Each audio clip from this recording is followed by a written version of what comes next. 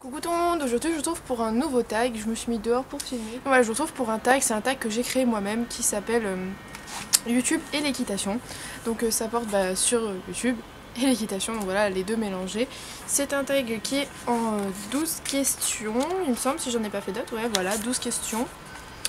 Et donc voilà, c'est moi qui l'ai fait, donc vous pouvez très bien le faire, vous dites juste que c'est moi qui l'ai fait, voilà. Donc on va commencer tout de suite. Question numéro 1. Es-tu attiré par les vidéos équitation? Alors oui, mais ça dépend lesquelles, on va dire qu'il faut vraiment que la chaîne me tape à l'œil parce que les gens qui traînent en longueur, qui blablatent beaucoup pour rien, qui font des trucs pas trop intéressants, voilà, ça m'énerve, j'aime pas trop, il faut vraiment que ça bouge, que ce soit beau, enfin voilà. 2. Penses-tu que ce genre de vidéo est instructif? Je pense que ça peut être très instructif dans le sens où les tutoriels peuvent servir, les conseils peuvent servir. Il faut juste éviter d'écouter les gens qui font ça sans vraiment connaître. Je veux pas dire que je suis la science infuse, mais il y a des gens qui font des tutos et qui connaissent un beignet quoi. Mais je pense que c'est très instructif et déjà pour nous parce qu'on fait des recherches avant de faire un tuto ou un conseil. Et ensuite pour les gens qui regardent, parce qu'ils regardent et du coup forcément ils prennent les conseils en compte. 3. Si ton enfant a 12 ans te demandait de faire une chaîne, accepterais-tu? Non, j'accepterais pas, tout simplement parce que pour moi je trouve ça beaucoup trop jeune, on n'a pas à s'exposer à cet âge-là sur YouTube. Et ou alors en disant ouais tu te montres pas, mais faire une chaîne YouTube sans se montrer, je trouve ça un peu ridicule parce que ça apporte les autres portent beaucoup moins d'attrait à votre chaîne du coup si vous montrez pas votre tête.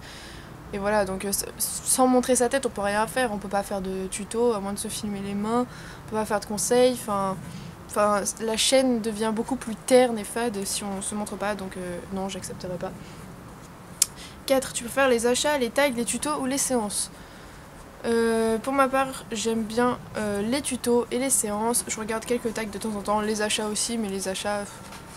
Enfin, faut vraiment que ce soit des beaux trucs et tout, parce qu'en général, quand ils achètent un cuire-pied, une fourchette, voilà, c'est une fourchette. Une fourchette. Un cuire-pied, un bouchon ou quoi, ouais, je m'en fiche un peu. 5. Penses-tu que ces vidéos sont un effet de mode? Je pense que oui, il y a une grande part d'effet de mode. Récemment, il y a beaucoup de gens qui font des vidéos équitation parce qu'ils prennent exemple sur les grands youtubeurs, que ce soit américains ou canadiens ou quoi.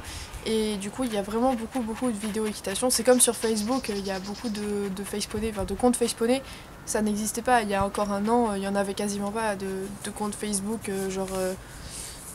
le nom du cheval et la personne, voilà, c'était vraiment... moi je connaissais Telmo et Manon d'il y a longtemps, Teddy Bear, et encore voilà, c'est vraiment des... c'était assez rare quoi, il n'y avait pas beaucoup de pages comme ça, faceponey. Donc je pense que c'est un effet de mode quelque part, oui. 6. Selon toi, quelle qualité doit-on posséder pour créer une chaîne? Je pense qu'il faut savoir être un peu organisé, ce qui n'est pas trop mon cas. Il faut savoir être assez créatif parce que si on fait à peu près les mêmes vidéos que tout le monde et que on met pas d'originalité dedans, voilà, c'est pas génial. Quelle autre case de qualité? Je pense qu'il faut savoir aussi être patient, ce qui n'est pas mon cas du tout. En fait, je devrais pas faire de vidéos de base. Et voilà, ça peut varier selon les gens. 7. La critique a-t-elle sa place sur ce genre de vidéo?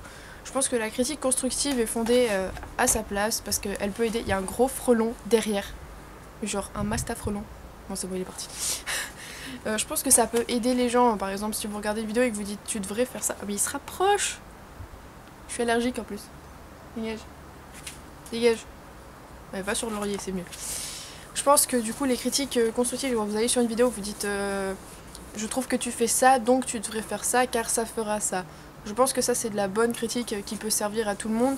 En revanche, je trouve que tu fais trop ça. Tu bouges trop tes jambes, tu tires trop, tu fais ça, ça je trouve ça complètement stupide et gratuit. En fait ça aide pas la personne, ça lui fait juste comprendre que c'est une merde, donc moi je trouve ça pas cool du tout. Donc la critique oui, mais pas toutes sortes de critiques. 8. Ce genre de chaîne t'a permis de découvrir de nouvelles choses. Ce genre de chaîne m'a permis de découvrir le travail à pied, beaucoup le travail à pied parce que j'en avais entendu parler mais j'avais jamais vu d'exemple concret parce que dans mon ancien club on n'en faisait pas. Du coup les autres chaînes où je voyais des gens qui travaillaient à pied, voilà, ça m'a fait... du coup j'ai vu que on pouvait faire plein de choses à pied avec le cheval et tout, donc ouais ça m'a appris des nouvelles choses. 9. Combien de temps passes-tu sur YouTube par jour? Ça varie, on va dire qu'il y a des jours où je vais pas y aller du tout, mais c'est très rare, et il y a des jours où je vais passer ma journée sur ordi. Voilà, c'est une très grosse fourchette. 10 quelle chaîne apprécies-tu?